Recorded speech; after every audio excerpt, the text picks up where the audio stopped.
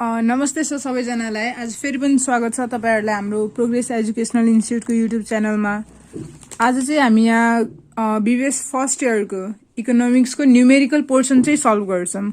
भनेपछि इकोनोमिक्सको अब च्याप्टर 1 मा चाहिँ न्यूमेरिकल छैन खासै, तर च्याप्टर 2 बाट चाहिँ हाम्रो न्यूमेरिकल पोर्सन स्टार्ट हुन्छ र यहाँबाट न्यूमेरिकल आयो भने 2 देखि 10 मार्क्सकोमा आउन सक्छ या 2 देखि 12 मार्क्सकोमा आउन सक्छ भनौं।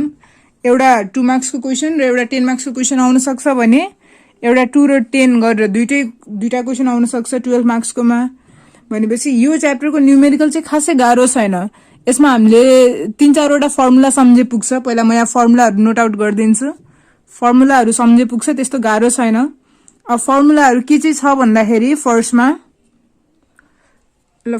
हामीले यहाँ फर्मुलाहरु देखिरहेको छौं होला हैन। लिनियर डिमान्ड फंक्सन भन्ने छ सुरुमा। यो फर्मुलाहरु सम्झिनु पर्ने हुन्छ। 4 वटा फर्मुला, 5 वटा फर्मुला टोटल।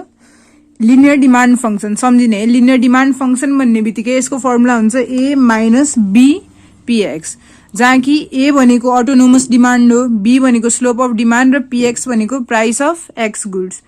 र यसको फिगर सम्झिने हो भने मैले यहाँ सिम्पल सानो फिगर बनाइदिन्छु। यसको फिगर चाहिँ हाम्रो यस्तो हुन्छ।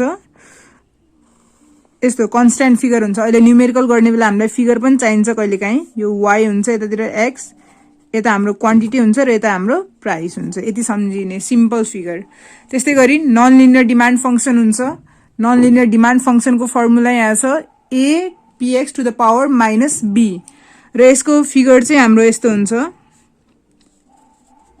यता y, यता x, यता o र जसरी यो सिधा लाइन बनेको छ त्यस्तै यो यस्तो घुमाउरो बनेको हुन्छ डिमान्ड कर्भ।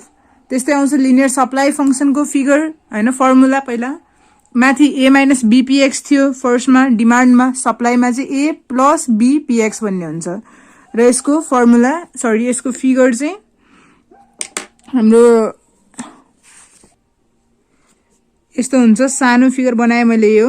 यसको रिलेसन अपवर्ड स्लोपिङ हुन्छ हैन। अपवर्ड स्लोपिङ भएको भएर हामीले यसरी बनाउँदा हुन्छ। सिम्पल फिगरहरु हो यो। अर्को आउँछ non linear supply function. Figure भन्दा पनि मेन भनेको फर्मुला सम्झिने। फर्मुला इम्पोर्टेन्ट हो। a into px to the power b हैन। र यसको फिगर यस्तो घुमाउरो हुन्छ। अब र अर्को सबसे इम्पोर्टेन्ट फर्मुला यो इक्विलिब्रियम प्राइस र इक्विलिब्रियम क्वान्टिटी सोध्यो भने जहिले quantity demand equal to quantity supply गर्ने। इक्विलिब्रियम प्राइस भनेकै quantity demand equal to quantity supply हुन्छ। QD भनेको क्वान्टिटी डिमान्ड र QS भनेको क्वान्टिटी सप्लाई। यति थाहा पाएपछि अब न्यूमेरिकल गर्न खासै गाह्रो छैन। अब न्यूमेरिकल ट्राई गरौँ ल। हामी ओल्ड इज गोल्डबाट गर्छौं क्यू सोल्युसन हैन। अब यदि तपाईहरुसँग नयाँ ओल्ड इज गोल्ड छ भने पेज नम्बर 24 च्याप्टर 2 को क्वेशन नम्बर 16 गर्छौं। च्याप्टर 2 को है, च्याप्टर 2 को क्वेशन नम्बर 16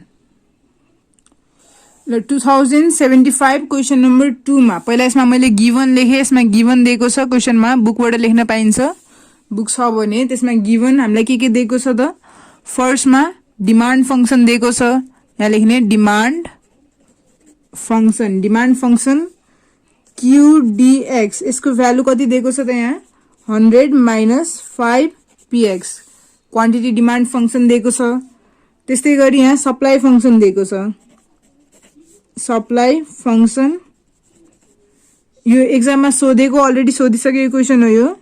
सप्लाई फंक्सनलाई हामीले यहाँ QSX लेखे पनि हुन्छ। डिमान्ड यहाँ दिएको छैन नोट र पनि हामीले लेख्दा हुन्छ। 20 प्लस 5p।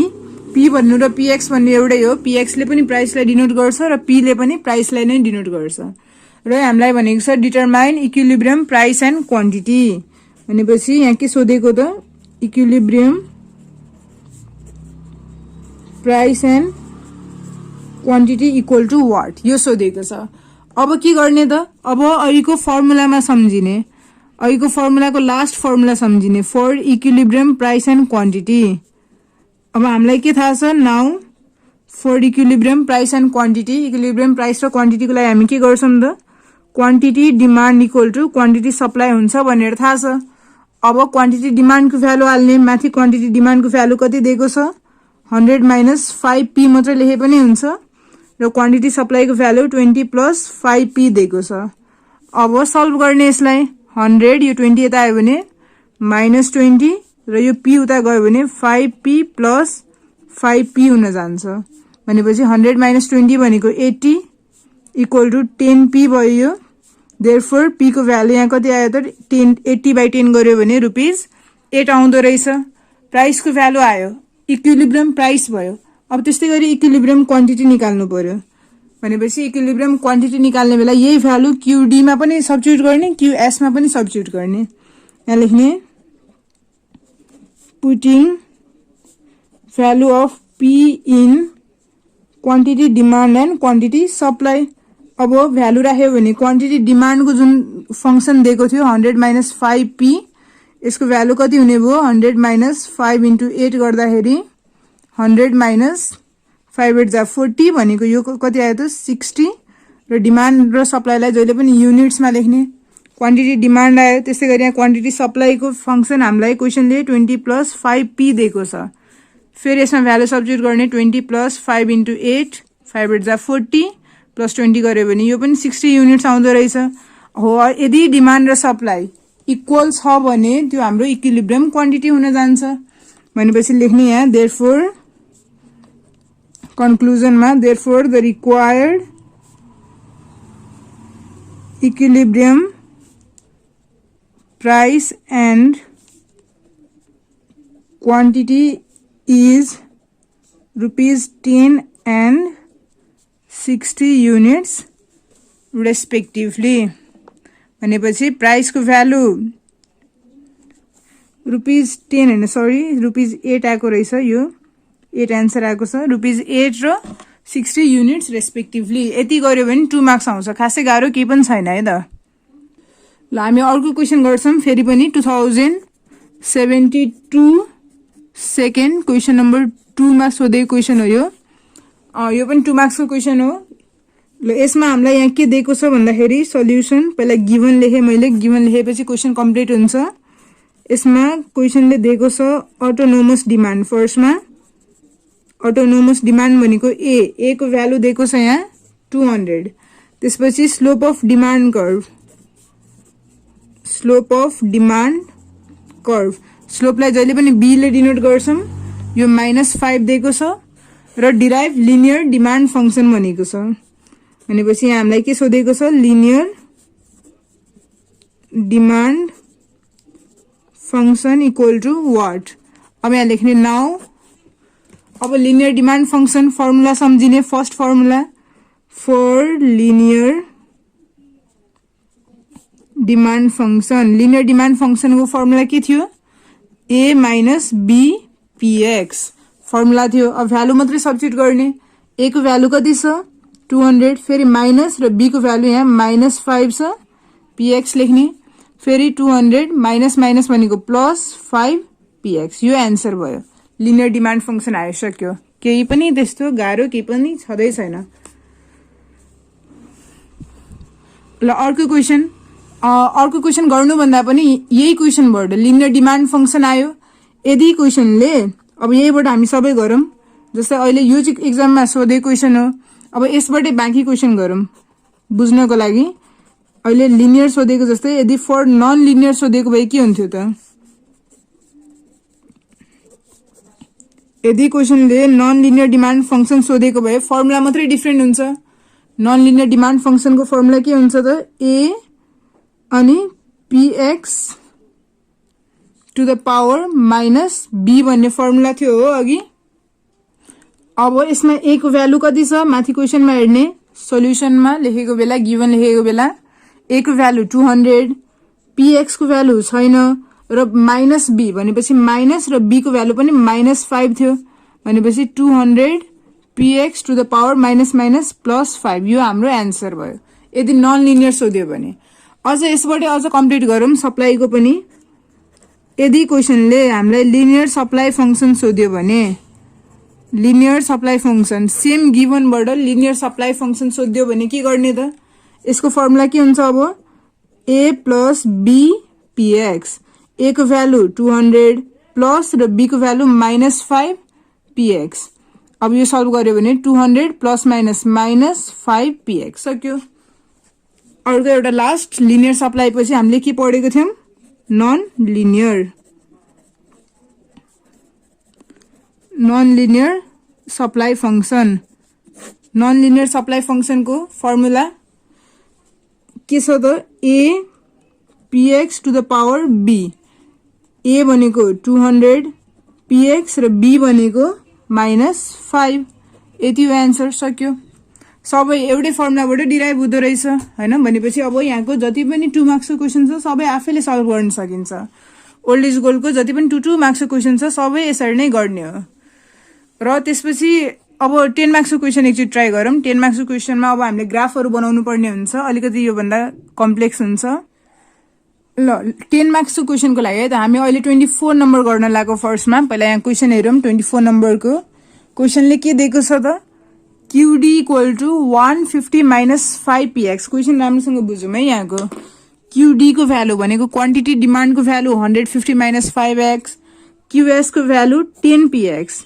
अनि graph the demand and supply equation and so the equilibrium price and quantity फेरि के सोध्यो इक्विलिब्रियम प्राइस र क्वान्टिटी तर कहाँबाट पहिला सुरुमा के गर्नु पर्यो डिमान्ड र सप्लाई इक्वेसनलाई ग्राफमा प्लट गर्ने त्यसपछि इक्विलिब्रियम प्राइस र क्वान्टिटी निकाल्ने भनेपछि पहिला त इक्विलिब्रियम प्राइस निकाल्नु पर्यो ग्राफ बनाउनु पर्यो ल बनाऊँ यसमा अब हामीलाई यहाँ के दिएको छ हामी यो एडिसनल क्वेशनको 24 नम्बर गर्न लागेको है यसमा हामीलाई के दिएको छ त यहाँ पहिला क्वान्टिटी डिमान्ड अघि मैले क्वेशन देखाएँ स्क्रिनशट गरे नै हुन्थ्यो अघिकोबाट quantity demand equal to 150 minus यो 150 - 5px दिएको छ अर्को क्वान्टिटी सप्लाईको भ्यालु दिएको छ यहाँ 10px भनेर अनि हामीलाई भनेको छ graph the demand and supply equation पहिला ग्राफ बनाउनुको लागि त प्राइसको भ्यालु चाहियो भनेपछि पहिला यहाँ एउटा केही न केही पोइन्ट त चाहियो नि प्राइसको भ्यालु चाहियो नि हैन अनि बल्ल ग्राफ बन्ने हो त्यही भएर यहाँ नाउ लेख्ने अनि पहिला QD = QS गर्ने quantity demand equal to quantity supply यहाँबाट एउटा प्राइस आउँछ कमसे कम इक्विलिब्रियम प्राइस क्वान्टिटी डिमान्डको भ्यालु कति छ 150 - 5px क्वान्टिटी सप्लाईको भ्यालु यहाँ कति छ 10px भनेपछि और 150 = यो -5 यता आएपछि +5 हुन्छ हो 10 + 5 गर्यो भने 15px हुँदो रहेछ भनेपछि px को भ्यालु यहाँबाट कति आउँछ 150/15 गर्यो भने ₹10 आउँछ प्राइस को भ्यालु आयो अब यसपछि प्राइस को भ्यालु आएपछि 10 जुन आएको छ अब यसैलाई ग्राफमा राख्ने पहिला टेबल बनाउन खोज्ने टेबल बनाउँदाखेरि अब एउटा मात्रै पोइन्टले त ग्राफ बन्दैन त्यही भएर कमसे कम 10 चाहिँ राख्नै पर्यो अरु भ्यालु आफै राख्दा हुन्छ यहाँ क्वान्टिटी डिमान्ड को भ्यालु हाल्ने 150 - 5px क्वान्टिटी सप्लाई को भ्यालु 10px अनि यसलाई यहाँ टेबल बनाउन खोज्ने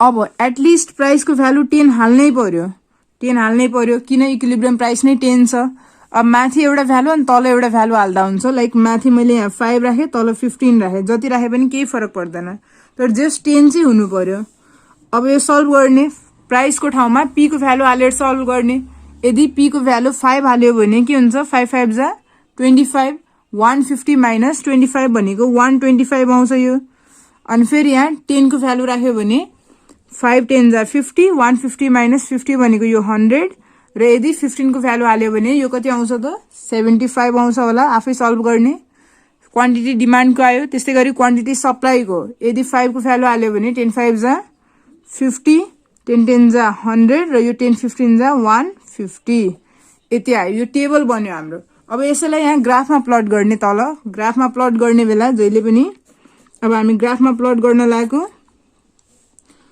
पहिला यसरी बनाउने एउटा कर्भ एक्स एक्सिस यता के हुन्छ वाई एक्सिस मा जहिले पनि प्राइस को मेजरमेन्ट हुन्छ भने एक्स एक्सिस मा जहिले पनि क्वान्टिटी डिमान्ड को मेजरमेन्ट हुन्छ क्वान्टिटी मात्र लेखौं अहिले दुईटा छ डिमान्ड र सप्लाई दुईटै छ दुईटै डिमान्ड र सप्लाई एक्स एक्सिस मा मेजर हुन्छ यसो हेर्यो भने प्राइस माथि कहाँसम्म थियो अहिलेको टेबलमा 15 हो 5 10 र 15 सम्म बनाउने त्यस्तै गरी क्वान्टिटी कतिसम्म थियो 50 बाट स्टार्ट भएर 125 सम्म यहाँ बनाउने 50 75 100 125 र 150 अब यहाँबाट प्लट गर्ने प्राइस 5 हुँदाखेरि है, प्राइस 5 हुँदाखेरि डिमान्ड कति छ 125 भनेपछि प्राइस 5 हुँदाखेरि डिमान्ड 125, 5 को सीधा र 125 को सीधा लाइनहरु ड्र गर्नु पर्दैन, जस्ट एउटा पोइन्ट बनाउने 5 को र 125 को सीधा। फेरि यहाँ हेर्ने 10 हुँदाखेरि 100 छ, पहिला डिमान्डको कम्प्लिट गरौँ। प्राइस 10 हुँदाखेरि 100 छ, यहाँ राख्ने 10 को सीधा र 100 को सीधा। फेरि प्राइस 15 हुँदाखेरि डिमान्ड 75 छ, 75 र 15 को सीधा हाल्न खोज्ने।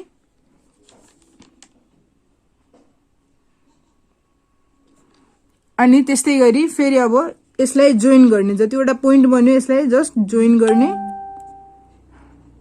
यो हाम्रो डिमान्ड कर्भ बन्यो। त्यस्तै गरी अब सप्लाईको बनाउन खोज्ने। प्राइस 5 हुँदाखेरि सप्लाई यहाँ कति छ 50, प्राइस 5 हुँदाखेरि सप्लाई यहाँ 50 छ। प्राइस 10 हुँदाखेरि फेरि सप्लाई यहाँ 100 छ, सेम भयो। र प्राइस 15 हुँदाखेरि 150 भएको छ, 150, 15 को सीधा र 150 को सीधा बनाउने, यता बनाउने। फेरि यसलाई जोइन गर्न खोज्ने, स्केलले जोइन गर्न खोज्ने, यो सीधा लाइन बन्छ। र अब यहाँ गर्ने इक्विलिब्रियम, जहाँ यो इन्टरसेक्ट भएको छ त्यो भनेको इक्विलिब्रियम प्राइस र इक्विलिब्रियम क्वान्टिटी हुन्छ। भनेपछि 10 भनेको इक्विलिब्रियम प्राइस भयो र यो 100 भनेको इक्विलिब्रियम क्वान्टिटी भयो। हामीलाई त्यही सोधेको छ हो क्वेसनले। भनेपछि अब फ्रम ग्राफ भनेर लेख्नु पर्यो। अब यहाँ लेख्ने from above graph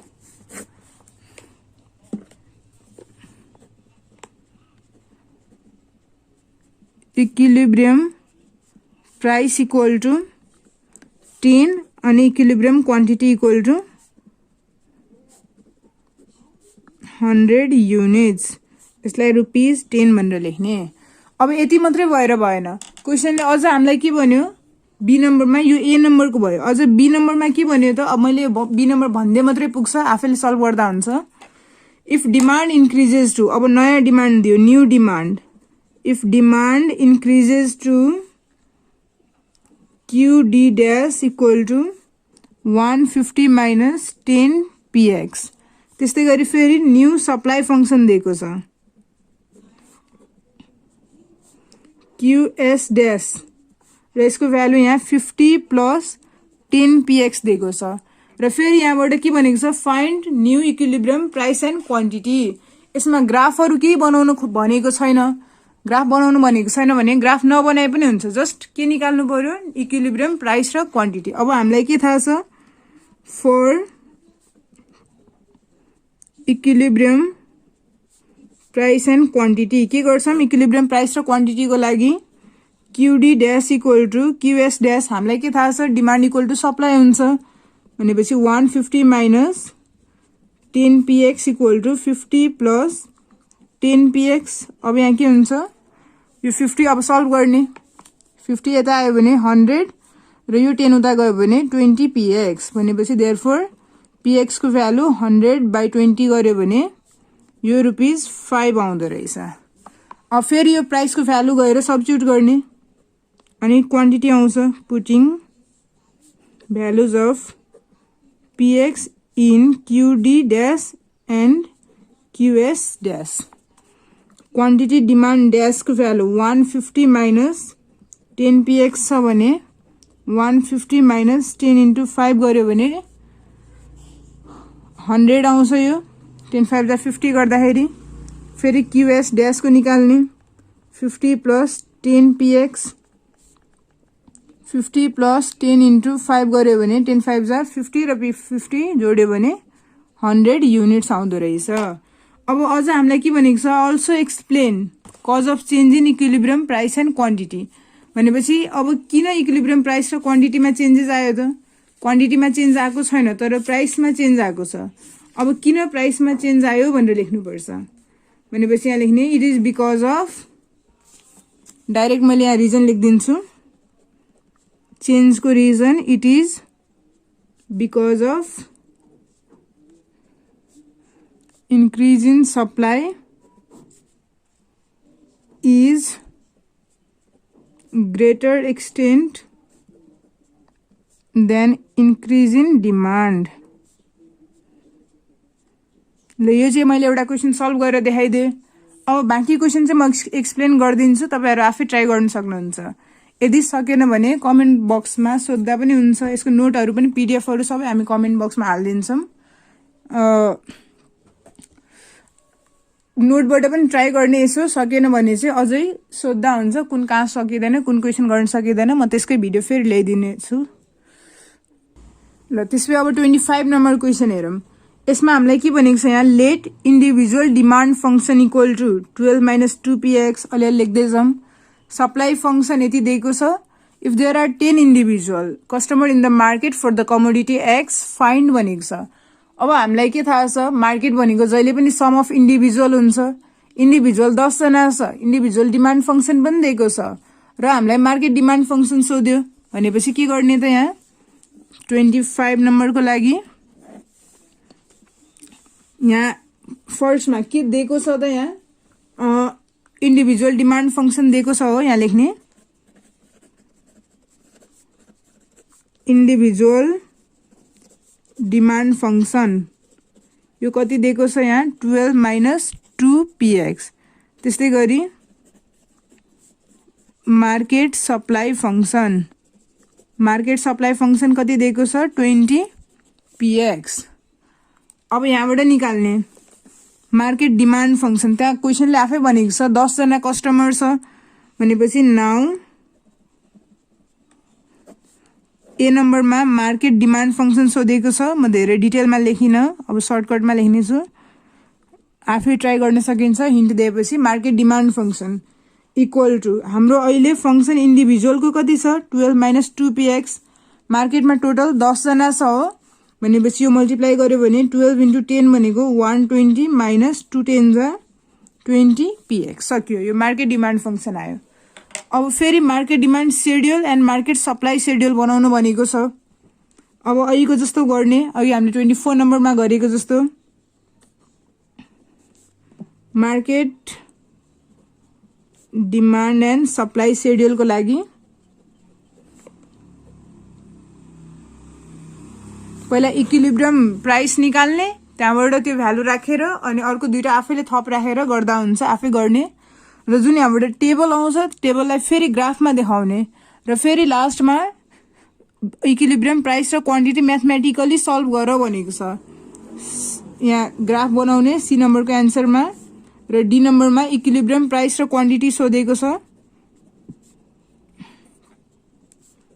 equilibrium price and क्वान्टिटीको लागि हामी के गर्छौँ त market demand equal to market supply, market demand equal to market supply गर्यो भने यसको एन्सर आफै आउँछ। यो सल्भ गर्ने, आफै ट्राई गर्ने, मैले गरिनँ यहाँ।